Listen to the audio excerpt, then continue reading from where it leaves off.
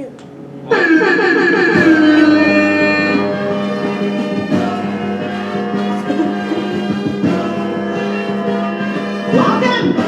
to another edition of Thunderdown!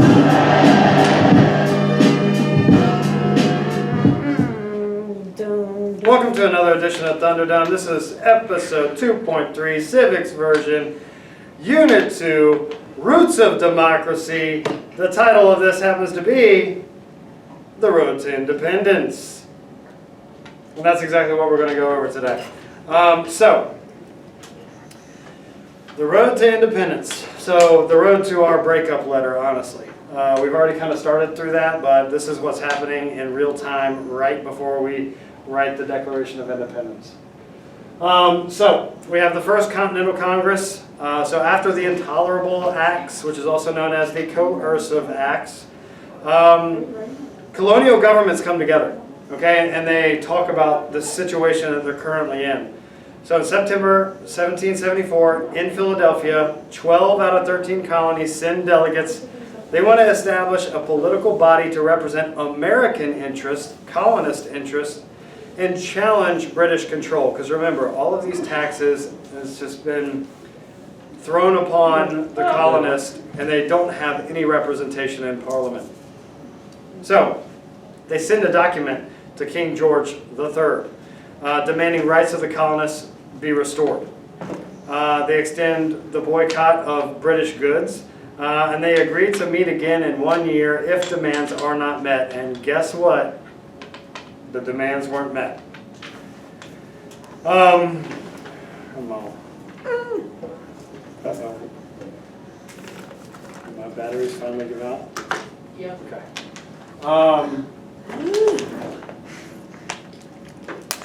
Getting out of the way. Okay, there we go. So then we have Lexington and Concord. So April 1775, the British try to seize weapons stored in Concord. This is like, you've heard of a powder keg, possibly, right? Where it's like an extremely explosive keg of gunpowder. This is where it kind of goes off. So British try to seize weapons. Paul Revere, William Dawes, Samuel Prescott, they all warned the colonists, the British are coming, the British are coming. You've heard that before, right? The Minutemen, which are just, militiamen ready in a minute, met British troops at Lexington. Shots were fired and colonists were killed. This is known as the shot heard around the world. This is the moment where revolution takes place. This is the moment where, in the future, this sets off not only the American Revolution, but the French Revolution. It goes on and on and on. This is a very pivotal moment in the history of not only the United States, but the world.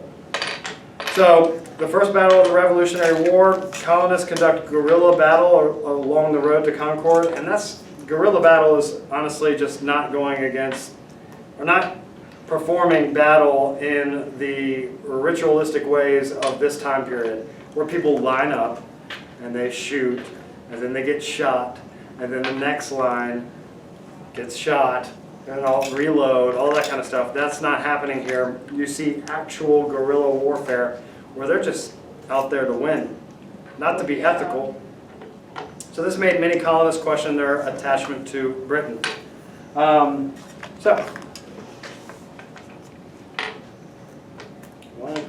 Second Continental Congress. So here's May 1775, happens in Philadelphia again, called for an army and appointed Washington as their leader. We know George Washington ends up being the first president of the United States. Before this, he's a super decorated war hero from the French and Indian War. Kind of made a name for himself in that, and stayed in the political realm representing his state, which is Virginia.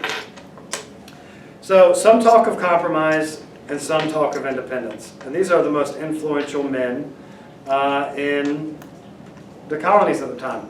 So there were loyalists, those who were loyal to the British, and then there's patriots, those who wanted independence, those who wanted the colonists to rule themselves and become this American identity. All right. Come on. Then we have the Battle of Bunker Hill. It's on Boston's Breed Hill. Okay, so colonists take this hill overlooking Boston's Breed's Hill. If you know anything about warfare, what is the best place you could be? High ground. High ground. So if you're high ground, you can see your enemies coming from pretty much every direction. And this is what happens. The colonists get the high ground. The British charge the hill 3 times until the colonists run out of ammo. And then it becomes a very murderous situation. And the colonists hear about that, where we stood our ground against the greatest army on earth.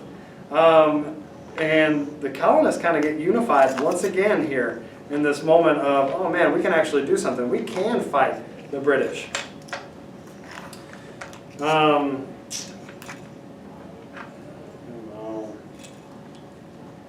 Somebody buy me new batteries for this.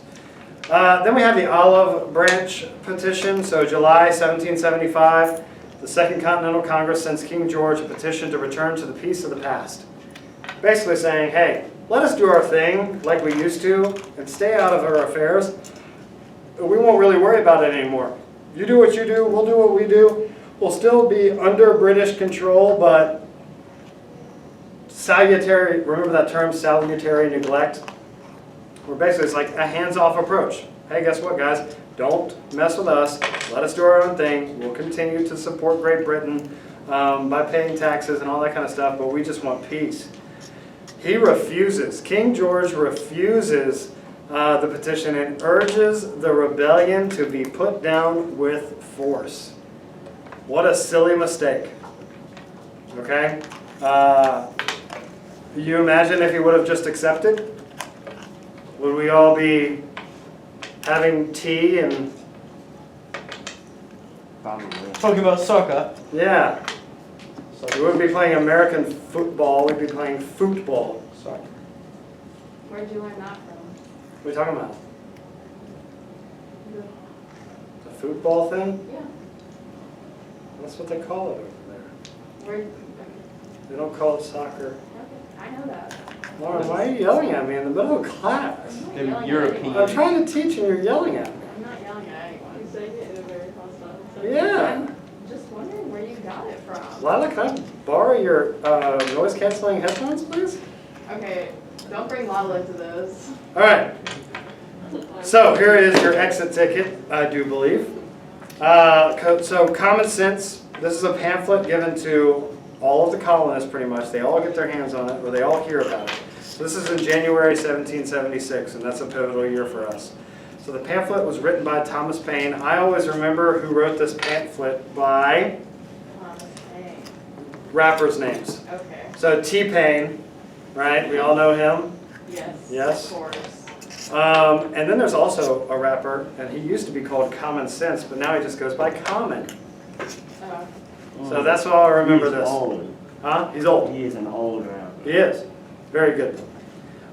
So Thomas Paine, T-Pain wrote Common Sense, both, right, in hip-hop. That's how I remember that. This was written in everyday language, right? So a regular colonist could understand it. If we read this right now, it wouldn't actually make too much sense for us because it's not our everyday language, right? It's not in our vernacular. That's what that's called. But Thomas Paine urges complete independence from Britain.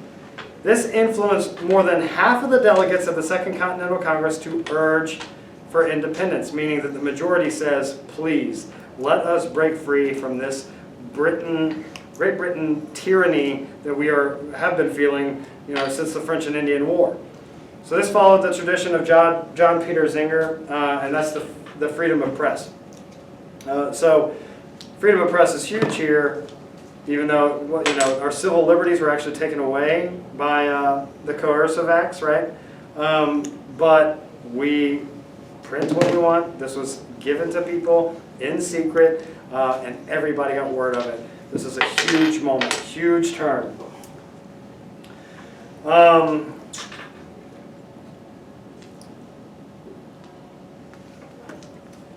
Then we have the Declaration of Independence. I've said this a couple times. It's the greatest breakup letter ever written.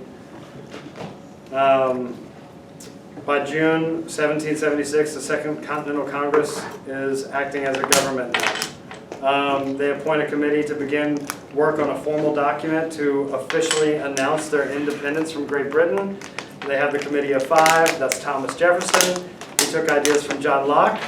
And he was the main author, but he had help from Benjamin Franklin, Robert Livingston, Roger Sherman, and John Adams, all founding fathers.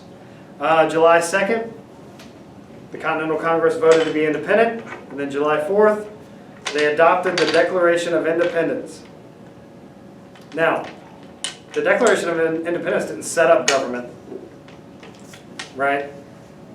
A document called the Articles of Confederation does that for us at first. The Declaration of Independence just says, we're done with you, Great Britain. Okay? So let's look at the Declaration of Independence a little bit. What's the exit ticket again? Exit ticket is Thomas Paine and Yeah. Okay. Common Sense. All right. So the Revolutionary War takes place. Britain wins most of the first battles. I mean, they're the greatest army in the world at this point. The French would probably disagree with that, but they beat the French 20 years earlier, so they are. So Saratoga, this is a turning point of the war. Large British defeat, aided by France. We get helped by the French. They show up and they have our backs because they hate Britain. In October 1781, the British surrender at Yorktown in Virginia. Then another Treaty of Paris is signed in 1783, and it recognized the United States as independent from Great Britain. Huge. Set boundaries all the way to the Mississippi. So the United States at first went all the way to the Mississippi, no further than that. No territories were even set up or anything like that. That was actual French territory. We ended up buying from them later on. You've probably heard of it before. The Louisiana Purchase. Okay? Which is like the greatest steal of all time. All right.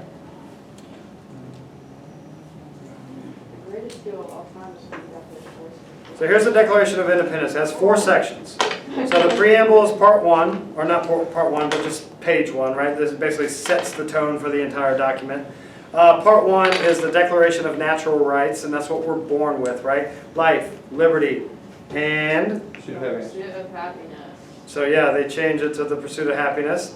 But originally it was property. Then part 2, list of grievances, why we're breaking up with Great Britain. And then part 3 would be the resolution of independence, basically saying and announcing our independence. So preamble, introduction, explains the reasons why they were separating from Britain. The Declaration of Natural Rights, it stresses the rights that belong to all people from birth. We call them unalienable rights, rights that can't be taken away. People set up governments to protect these rights. People can change the government if it isn't protecting them, and that's what we did against Great Britain.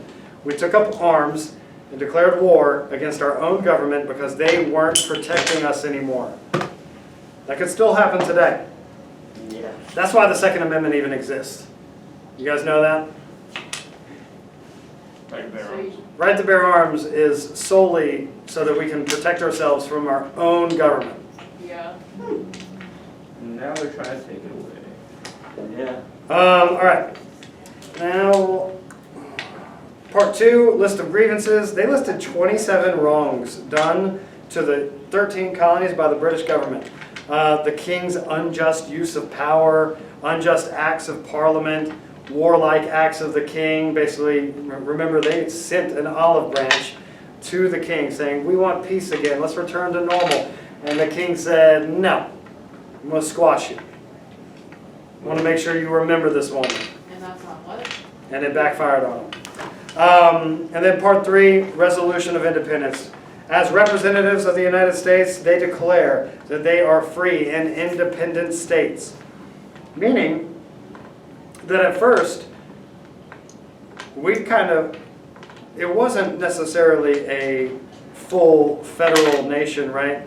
It was a bunch of small governments running themselves, the colonies, the first 13 states.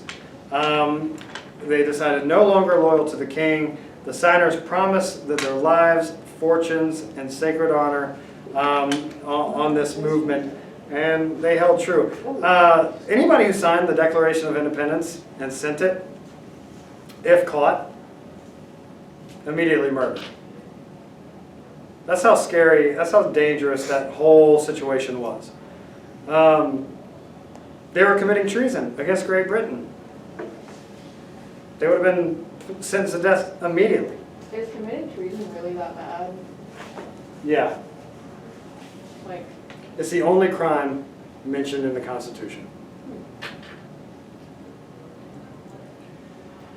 There's the signing of the Declaration of Independence. Look at those guys, they're so tall. look at all the people's little heads. Yeah, They look what can you notice about this? They're definitely all privileged, white, landowning males. You can tell they're privileged because of the wigs. Yeah. There she is, and I think that's it for today. You guys have any questions about anything? How do I do this? Time to go night-night. Any questions? Will you hit the stop button on the record thing? I will.